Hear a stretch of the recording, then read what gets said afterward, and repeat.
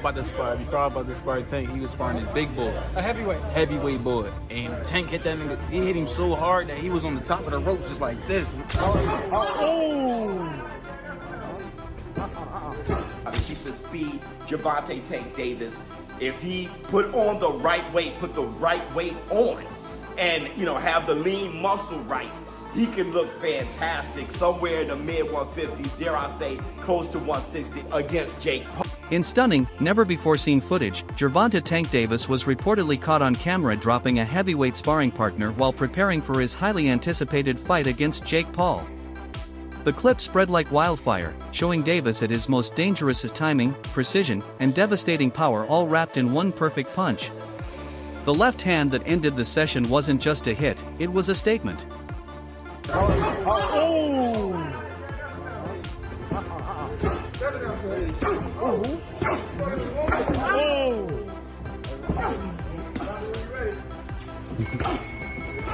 Boxing analyst Showbiz the Adult has boldly predicted that Gervonta Davis will come in near 154 pounds for the upcoming clash, shutting down any talk that Tank will be undersized. He reminded fans that Davis has previously walked around at that weight and even trained near 160 pounds at certain points in his career. According to Showbiz, Tank's comfort with heavier training partners has built an edge that's often overlooked. He's spent years perfecting timing, accuracy, and counters against stronger, heavier hitters, skills that now make him more dangerous than ever. Showbiz confidently stated that once Tank lands clean, Jake Paul's size won't matter. In fact, he went as far as declaring that Davis will not only win but knock out Jake Paul with ease, silencing all doubts about his ability to handle a bigger man. 50s, dare I say, close to 160 against Jake Paul. And dare I say it, I think that's the right thing for him to do. Why? I've been saying this. Number one, fighters need to start fighting closer to their walk-around weight. They're just healthier that way. They're just better and healthier that way. I mean, I know it's probably surprising them too. Like, that was the best I've seen Terrence Bud Crawford. Lamont Roach, he's fighting Pitbull at 140, coming from 130 and a pit stop at 135. You have Shakur Stevenson talking about fighting Teofimo Lopez. They're very close to making that fight at 140. And I think all of them would look their best there, especially Roach, where he ain't knocking nobody out down there at 130. But I bet you he'll be swatting far more at 140. Gervonta Tank Davis, I think, just like the others, fighting closer to your walk-around weight is just going to be one of the better performances for Gervonta Tank Davis. He's going to learn a lot about his body. He's going to learn a lot about himself and where he should campaign moving forward. Maybe even meeting Roach in that rematch at 140 himself. Also, another reason why I think it behooves him to come in knocking at 160 pounds is because of Jake Paul. It's not like Tank is going to dodge every punch Jake Paul throws, all right? Some of those are going to land, and more than likely it's going to land on his guard. Tank is going to have his guard up. We need for him to be solid enough, his foundation and his base solid enough, so when Jake Paul hits him with those shots, he doesn't go flying over. Reports confirm that Tank has been sparring with significantly larger fighters to sharpen himself for the challenge ahead. But for those who followed his career closely, this is nothing new. From his earliest days in the gym, Davis has sought out tougher, heavier competition.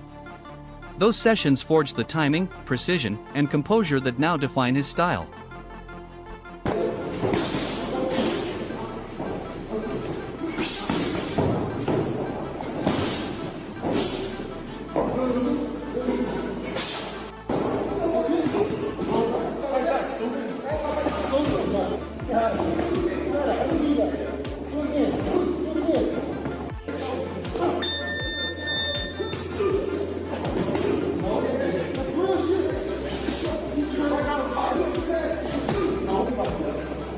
New training clips have fans buzzing. Gervonta Davis looks sharper, leaner, and more focused than ever. Every strike he throws in the gym echoes with purpose, each punch delivered with mechanical precision and explosive power. His footwork is lighter, more fluid, yet every movement carries menace. Observers note the intense focus in his eyes, the rhythm between speed and strength, and the sense that every strike is part of a deeper plan. Analysts agree, Davis looks locked in. His conditioning appears better than it's been in years. The footage alone is enough to convince experts that he's entering camp at peak form, ready for war. His balance of power, timing, and ring control has reignited conversations about whether we're witnessing the most dangerous version of Tank yet.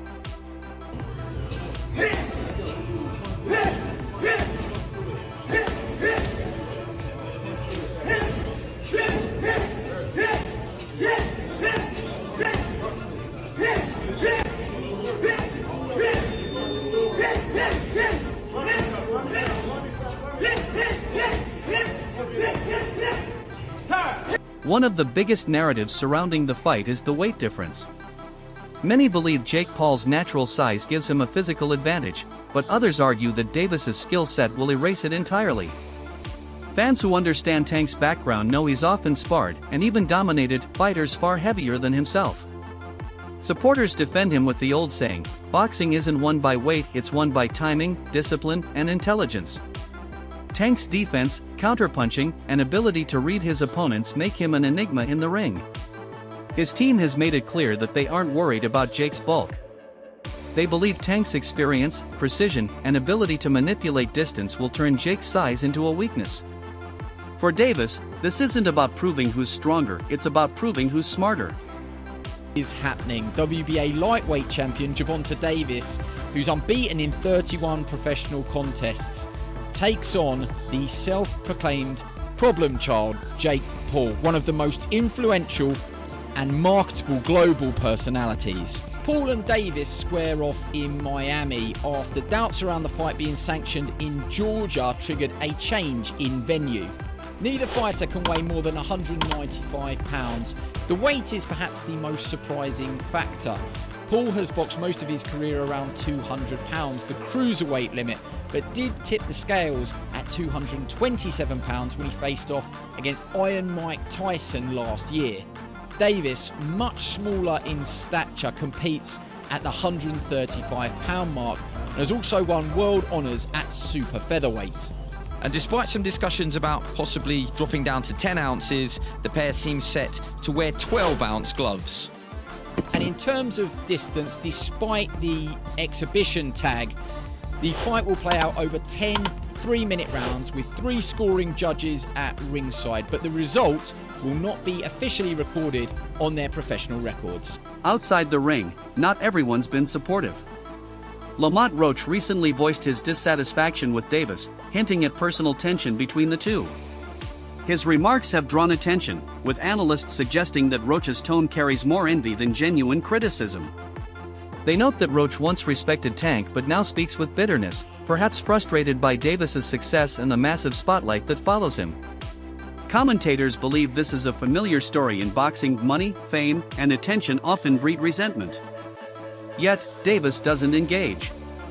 He stays silent, focused, and grounded, letting his performances speak for him. While others talk, Tank trains. Rip, the question is direct. Reportedly, Tank's gonna make $40 million around there to fight Jake Paul. Would you do the same thing if you were in the situation? And he's like, actually, this is what I explained before. You're beating around the bush. It's really a yes or no. I would do it. I would take the 40 mil, or I wouldn't take the 40 mil. But let's listen to this long, drawn-out explanation. There's about $40 million that he's going to get paid. If you were in his shoes, wouldn't you do the same thing? See, now, this is something that I explain and express, and I hope everybody gets. That opportunity is an opportunity that you probably cannot pass up. But it's about how you handle it. It's about how you go about it. A lot of people don't know they actually exercise his rights to the rematch, so that contractually binds us to a fight. You cannot breach that unless you do what you have to do to handle the business, to be like, okay, well, we mutually agree to let you move on and or swindle around and fight Jake Paul for this money. If you think I'm going to sit back by the wayside and sit there and be like, well, even though I'm contracted to fight this guy for this amount of money on this certain day, I'm just going to sit here and be cool with, oh, he might not ever fight me, and he's going to go fight and get paid and get this money, and I'm not supposed to get anything? Several boxing experts have pointed out that Gervonta Davis rarely gets the full credit he deserves. They argue that his opponents often gain more fame after fighting him than before, which proves his influence. Fighters who were virtually unknown become household names once they've shared the ring with Tank. This pattern reveals his star power, the ability to elevate others simply by association. Critics who claim he hasn't faced elite competition overlook the fact that he creates elite names through his victories. Analysts say Tank's dominance goes beyond knockouts, it defines eras. He's not just winning fights, he's carrying the sport's attention on his shoulders. Discussion in the boxing world about Gervonta Davis and Gervonta Davis, his resume, who he's going to fight, the competitors that he's going to fight. And every once in a while, something happens that proves that Gervonta Davis is the face of that. If he's not the face of boxing because people just don't want him to be that, man, he is real close to it, because other than Canelo Alvarez, and even consider Canelo Alvarez included, nobody in boxing has divisions circulating around him like Gervonta Davis does.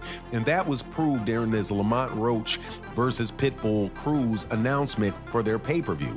Just think about this. Gervonta Davis, they always say that Gervonta Davis has a poor resume, but yet Gervonta Davis, guys that fight Gervonta Davis, lose to Gervonta Davis, or get a draw to Gervonta Davis, can fight one another and make an anticipated pay-per-view between the two of them. Because that fight with Pitbull Cruz is a very, very popular fighter with Mexican fight fans. Lamont Roach got a lot of name exposure with black fight fans and Mexican fight fans and white fight fans, all with his draw that he got against Gervonta Davis. Now they believe that this is going to be able to be a profitable endeavor for a pay-per-view. Now let me also tell you that Rolly Romero, who is somebody else that Gervonta Davis fought in the past, will be on a pay-per-view that's going to be successful, most likely, when he defends his WBC. Boxer Stephen Fulton came forward to defend Davis from accusations that he fights only for money. Fulton's message was clear and grounded: every fighter has the right to secure their future after years of risking their health. He pointed out that Tank has already achieved greatness, multiple titles, highlight reel knockouts, and unmatched consistency. According to Fulton, at this stage, Davis has earned the right to chase big, lucrative fights that also align with his goals. Balancing legacy and financial reward isn't greed, it's wisdom. His words resonated with fans who understand that every punch thrown comes at a cost. Fulton's defense reinforced the notion that Davis's decisions come from maturity, not materialism. Anybody in that position would have taken that fight, especially with the payout. It's like, that's a no-brainer, but I understand. I still feel for Lamont, that's my boy. Like, he still want his rematch. But then when you be realistic about the money situation, you're changing your whole family life. Like, you know what I'm saying? It's people hate on it because they're not in that position. I'm not saying Lamont. I'm speaking like other boxers. Like, oh, he this for that. He's a side quest. It's a little side quest. Because what happened when Floyd and all these guys went on WWE, but then they get right back to what they doing? You know what I'm saying? So it's just like, it's another little side quest. I'm all for people just getting their money, so get the best, make the most that you can out of this entertainment world. Because, I mean, I don't know. I would have done it as far as the money aspect, because none of us would deny that money. They talk like they would, none of them would deny that money. Veteran analyst Luke Thomas offered a more psychological take. He praised Davis's technical precision and knockout ability, but noticed something different this time. During interviews, Davis appeared unusually calm, almost too calm. To Thomas, it seemed like Tank was approaching this fight as business rather than personal challenge. He speculated that Davis views Jake Paul less as a rival and more as an opportunity, a chance to make a statement on a global stage while securing another major payday. Still, Thomas admitted that even a relaxed Gervonta Davis remains a terrifying opponent. His discipline, instinct, and experience make him dangerous at any level of motivation. So in that sense, it's a little bit different. It's not different in the sense of a boxer in his prime or relative prime straying off the path, but this one is not. It's not like someone else, in a similar weight. It's like completely the opposite, and so that makes it, I think, look and feel weird. and then on top of it, obviously, you know, Gervonta's got other business to handle. He looked to me, Gervonta, absolutely, completely disinterested. Even at the beginning of this year, and even at the pre-fight Lamont Roach stuff, Tank was talking about how much time he has left in boxing, which he was critical isn't much. You know, I mean, the Lamont Roach fight, I mean, it blew up in his face, but Lamont Roach was cherry-picked. You know, I think Tank thought, oh, I'll just fight another guy from, you know, the Mid-Atlantic area who's, you know, remember Roach came up from 30 to 35 to fight him, and Tank thought he was just going to cruise, and then it blew up in his face, and, you know, you're left with that. So, like, you're making a point about, like, oh, he's got this obligation. That's true, but he was already fucking around. He was already taking opponents that, again, I think Roach showed everyone that was a mistake, but put yourself in Tank's mind. Tank was taking a fight against someone he was clearly, in his mind anyway, better than, and was just going to cruise. So he was already in that state. Then you marry that with statements like, you know, I don't know how much longer I'm going to be doing this, and blah, blah, blah. And, you know, I'm worried about going to therapy because it'll take away my competitive edge. And despite differing opinions, many believe that this fight represents something bigger for Gervonta Davis than money or hype. It's a personal statement. Tank isn't just fighting for recognition, he's fighting to restore respect to the sport itself. In an era where social media often overshadows skill, Davis stands as a reminder that mastery still matters. A victory over Jake Paul would not only strengthen his legacy but send a message that real fighters still reign supreme. He knows both hardcore boxing fans and Jake's massive online audience will be watching. For Tank, this is a chance to prove that discipline, craft, and authenticity can't be replaced by viral fame.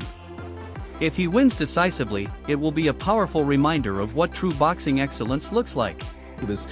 In this particular in the press conference, and you can just look at him and tell, like, no, this dude he's gonna get this money for sure, because there's so much money out there to be had. But Jake Paul better be not playing around, man. Not get cute, not play any games, don't hit him in the back of the head, don't rabbit punch him, don't do any of that stuff, man, because Mike Tyson, first of all, Mike Tyson, a lot of people think Mike Tyson was pulling punches on Jake Paul, and a lot of people think that Anderson Silva was pulling punches on him too. You're not going to have a little Gervonta out there pulling punches on you, man, if you're out there playing games. So, you know, I don't like the fight at all. However, as far as it being an entertaining situation, I almost guarantee you that fight itself is going to be entertaining.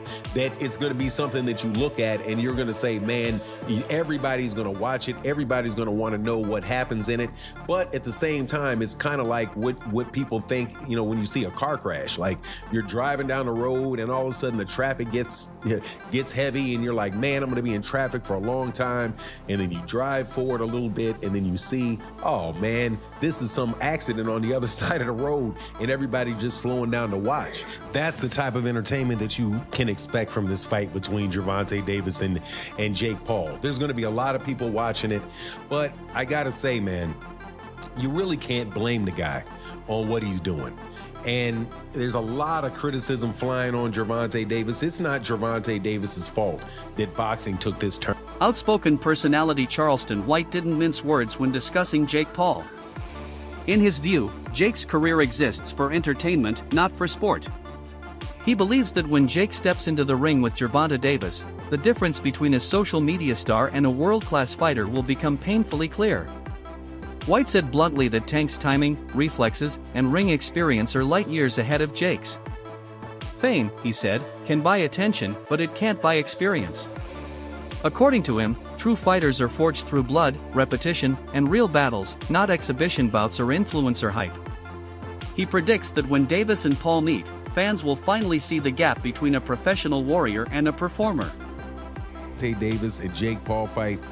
And what he said was, look, man, do not pick against Jake Paul, because he didn't believe that any of the fights that Jake Paul have had to date really have been a real thing. And that the boxing world is looking for that great WHITE hype. And Jake Paul is going to be that guy, even though he really can't do it in a real boxing match. So he was basically reflecting and saying that he, you know, the saying where they say, believe a half of what you hear, half of what you half of what you see and none of what you hear, he adjusted it to say, don't believe anything you hear and anything you say, anything that you hear and anything that you see. And honestly, man, when it comes to internet boxing, YouTube boxing, and what people say is going on in the media, without a doubt, I think Charleston White is 100% right about that. Don't believe anything you hear. Don't believe anything you see. Wait to see how things play out, and ultimately everything will come out in the wash. Well, going into this fight with Gervonta Davis, I had my concerns about the fight because of the same type of reasoning that Charleston White used, except for mine is slightly different. I don't think that either one of these guys are going to try to do too much damage to each other. Number one, because if it's scripted, which more than likely to an extent it will be, Gervonta Davis is not going to put himself in a situation where Jake Paul is going to actually be able to hurt him. And that wraps up today's coverage. As the anticipation builds, one thing is certain: Gervonta Tank Davis is approaching this fight with calm fury and quiet confidence. Whether you see it as a spectacle or a statement, the outcome will define not only two careers but two worlds colliding, boxing's pure tradition and modern fame. Stay tuned. The story is only just beginning.